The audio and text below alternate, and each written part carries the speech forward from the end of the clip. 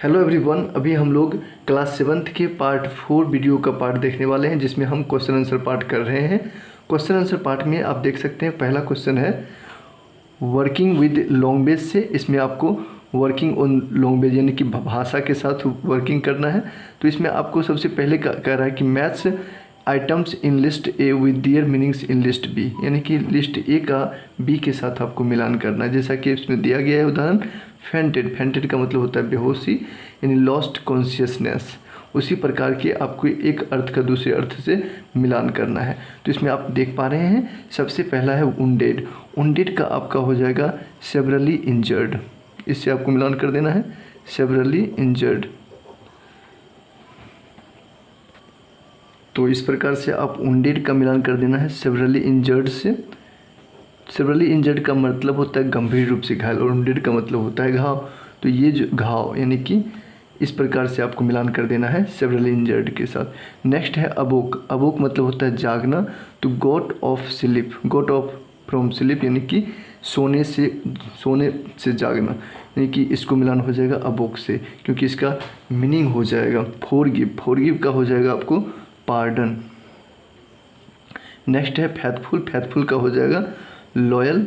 Next है PT. PT का हो जाएगा फील सॉरी फॉर, यानी कि दुख प्रकट करना, दुख महसूस करना। पीटी मतलब भी होता है दया।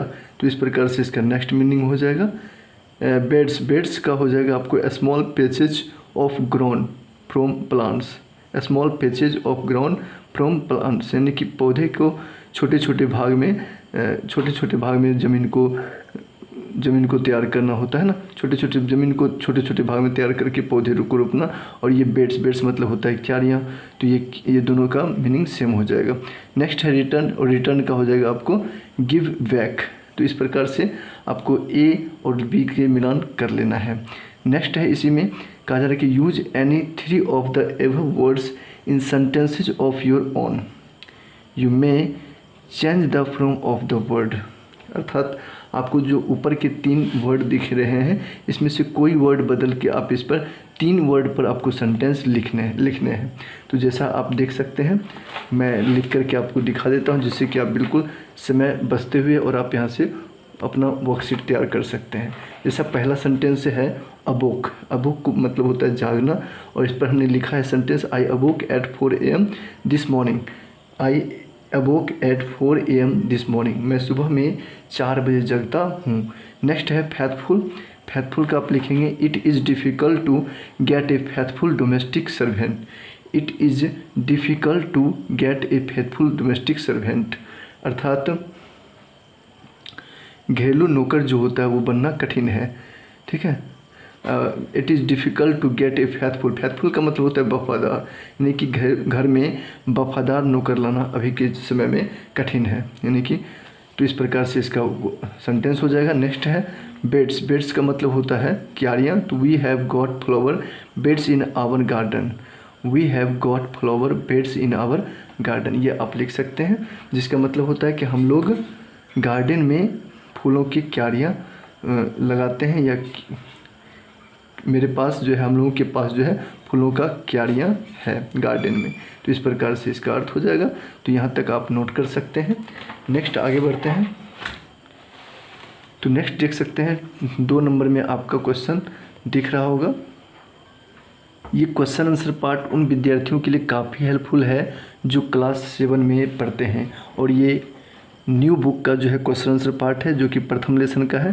तो इसे आप निश्चित रूप से शेयर कर सकते हैं। नेक्स्ट 2 नंबर में कहा जा रहा है each of the following sentences has 2 blanks. इसमें आपको 2 ब्लैंक्स दिख रहे होंगे इस सेंटेंस में, और यहाँ पे कहा जा रहा है fill in blanks with appropriate forms of the word given in brackets, यानी कि आपको इस ब्रैकेट्स में जो है जो ठीक लगे वो आपको भरना है। और इसमें से आपको जो है ये प्रोमिस, जैसे प्रोमिस का ही रूप भरना है। तो आप कौन सा रूप भरेंगे, यहाँ पे लिखा हुआ है, एक यहाँ पे फिल किया हुआ है, he has promised to help me. He has promised to help me, do you think he will remember his promise. Do you think he will remember his promise. तो यहाँ पे दोनों जगह, एक जगह प्रोमिस्ड भरा गया है और एक जगह प्रोमिस भरा गया है। इसी प्रकार से आपको जो है नेक्स्ट सेंटेंसेज को फिल करने के लिए कहा जा रहा है। जैसा कि आप देख सकते हैं पहला सेंटेंसेज है the dash said the only fresh evidence would make him change he dash, change his dash. तो यहाँ पे हो जाएगा द जज, JUDGE, यानी द जज सेड डैट, यानी कि न्यायाधीश ने कहा कि ओनली फ्रेश एविडेंस, केवल नया साक्ष्य जो है, would make him change his judgment, जो क्या कर सकता है, फैसले को बदल सकता है। नया साक्ष्य है जो वो आपको फैसले को क्या कर सकता, बदल सकता है। तो यहाँ पर जजमेंट हो जाएगा। तो इस प्रकार से आपने देखा, पहला का हमने फिल किया, एक में जज भरना है और दूसरे में क्या भरना है, जजमेंट। तो उसी प्रकार से हम आगे देखते हैं। तो नेक्स्ट है I didn't notice any serious dash of opinion among the debtors. Debtors मतलब होता है बहस करने वालों।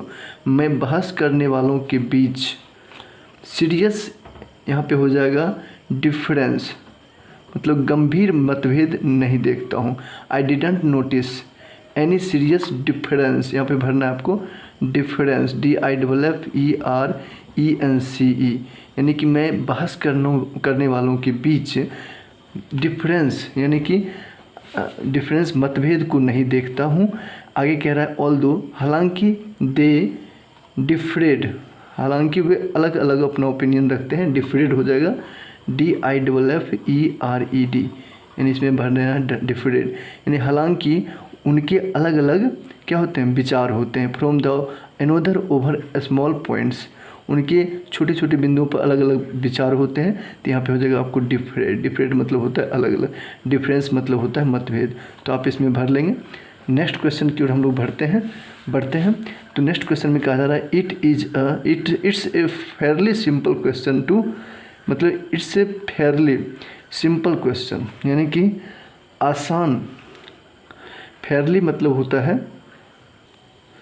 तो इस प्रकार से देख सकते हैं it's a fairly simple question to, इसमें हो जाएगा आंसर। आप इसमें आंसर भरेंगे तो इसका मतलब हो जाएगा it's a fairly simple question to answer, जिसका मतलब हो जाएगा ऐसे प्रश्नों के उत्तर काफ़ी आसान होते हैं। फेयरली मतलब काफ़ी सिंपल होते हैं, बट मतलब कुछ प्रश्न के बारे में कहा जा रहा है ऐसे प्रश्नों के उत्तर काफ़ी आसान होते हैं, बट लेकिन with you accept my as final, क्या आप मेरे उत्तर को स्वीकार करेंगे। तो इसमें भी हो जाएगा आंसर ANSWER, आंसर भरेंगे इसमें। तो क्या आप मेरे उत्तर को, मेरे अंतिम उत्तर, मैं जो उत्तर दूंगा इस उत्तर को स्वीकार करेंगे, एक्सेप्ट करेंगे। तो इस प्रकार से इसमें आंसर दोनों में भरा जाएगा। तो इस प्रकार से आपके सेंटेंस कंप्लीट होंगे। नेक्स्ट है 4 नंबर में it isn't dash, it isn't dash. तो इसमें आपको पूरा एक बार पढ़ लें। It isn't dash that dash should always be the mother of invention, यानी कि यहाँ पे होना चाहिए, यहाँ पे नेसेसरी से आपको लेना है। तो यहाँ हो जाएगा तो यहाँ पे आपको भरना है it isn't necessary, necessary NECESSARY, necessary, यानी कि ऐसा नहीं, आवश्यकता नहीं है, ऐसी आवश्यकता नहीं है कि दैट शुड, यानी कि इसमें हो जाएगा आपको नेसेसरिटी, नेसेसरिटी NECESSARITY, नेसेसरिटी। ऐसा नहीं है कि आवश्यकता हमेशा जो है आवश्यकता आविष्कार की जननी होती है, ऐसा नहीं है कि हमेशा जो है आवश्यकता, इन्वेंशन मतलब होता है जननी, मदर ऑफ मतलब कि जननी। तो यहाँ पर हो जाएगा इन्वेंशन मतलब ऐसा नहीं है कि हमेशा जो है आवश्यकता, नेसेसिटी जो है आविष्कार की जननी होती है, इन्वेंशन मतलब आविष्कार। तो इस प्रकार से इस वाक्य का मतलब हो जाएगा it isn't necessary that necessity NECESSARITY, necessity should always be the mother of invention. ठीक, नेक्स्ट है hermits are dash man. Hermits are हम लोग जानते हैं वाइज मैन। हर्मिट्स जो सन्यासी था, बुद्धिमान आदमी था। How they acquire their dash no one can tell. तो यहाँ पे वाइज से ही भरना होता है। तो वाइज का इसमें क्या भराएगा, तो यहाँ पे लिखा जाएगा कि how they acquire they dash no one can tell. तो इसमें आपको भरा जाना विजडम।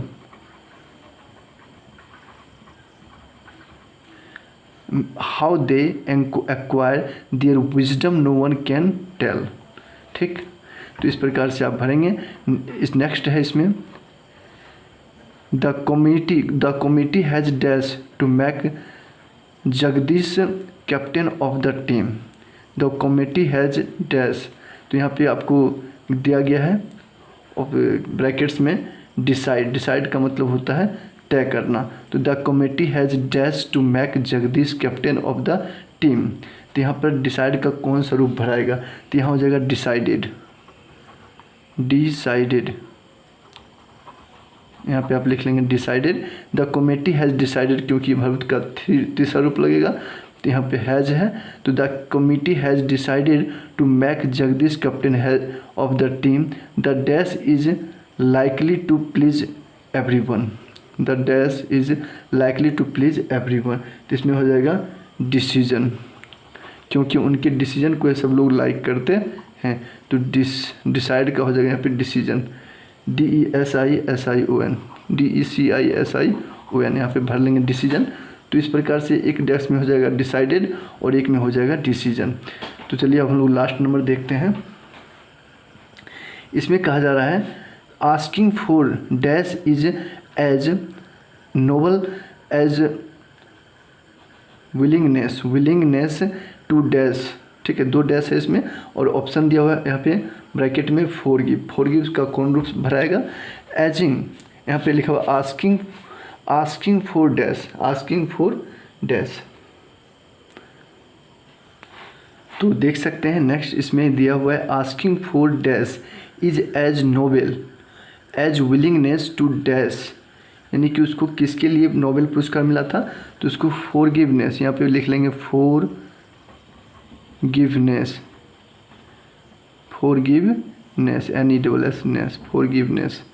फॉरगिवनेस और यहाँ पर लिख लेंगे फॉरगिव। उनको दया के लिए, दयालुता के कारण उनको नोबेल पुरस्कार मिला था, विलिंगनेस ना, तो यहाँ पर हो जाएगा फॉरगिव। तो इस प्रकार से आपने देखा, यहाँ तक आपके कंप्लीट हुए। इस पूरे चैप्टर का मैंने पार्ट 4 तक बताया, जो कि आपके लिए बिल्कुल महत्वपूर्ण है कि सभी पार्ट को देखें। यहाँ से आप आंसर तैयार कर सकते हैं बिल्कुल आसानी से। पार्ट 1 करके पार्ट 2 करके मैं बताया हूँ, ताकि विद्यार्थी को हेल्प मिले। तो चलिए थैंक यू, फिर मिलते हैं नेक्स्ट वीडियो में अगले टॉपिक को लेकर के, जिस टॉपिक का नाम है द स्क्विरल। देख सकते हैं ये एक छोटा सा पोएम है, इसको हम लोग नेक्स्ट वीडियो में देखेंगे।